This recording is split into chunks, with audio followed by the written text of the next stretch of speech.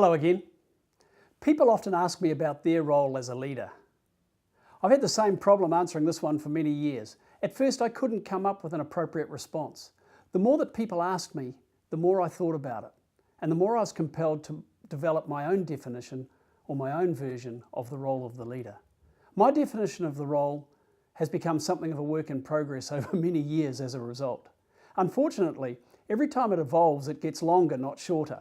However, I seem to have settled on a definition now that I've been comfortable with and using for a number of years. That definition goes like this.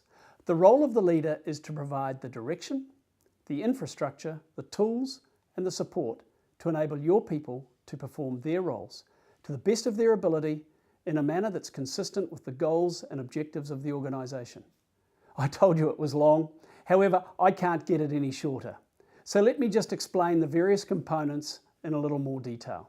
Firstly, the role of the leader is to provide direction.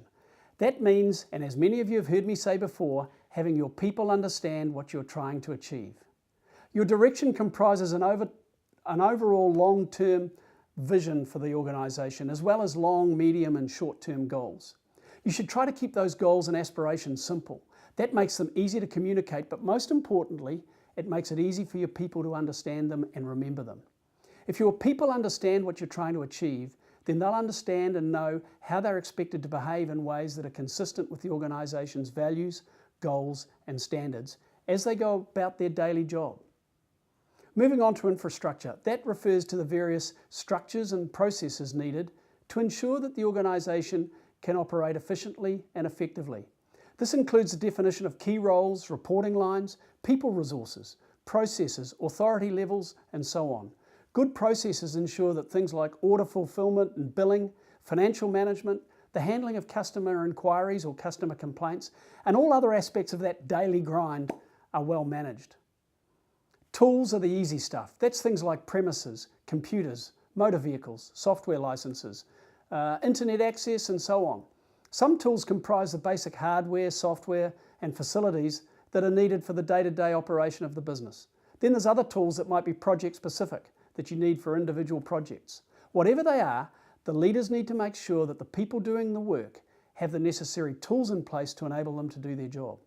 Support finally comes in many forms.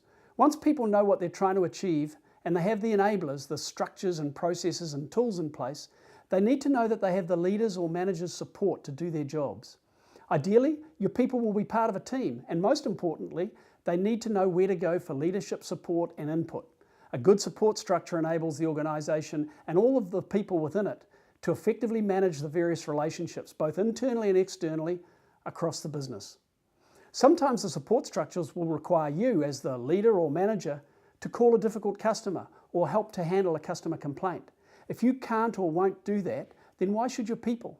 As the leader, you need to stay in touch with your team's challenges and be able to respond to the kind of issues they face with good constructive input and ideas that contribute to the process and enable them to do a great job.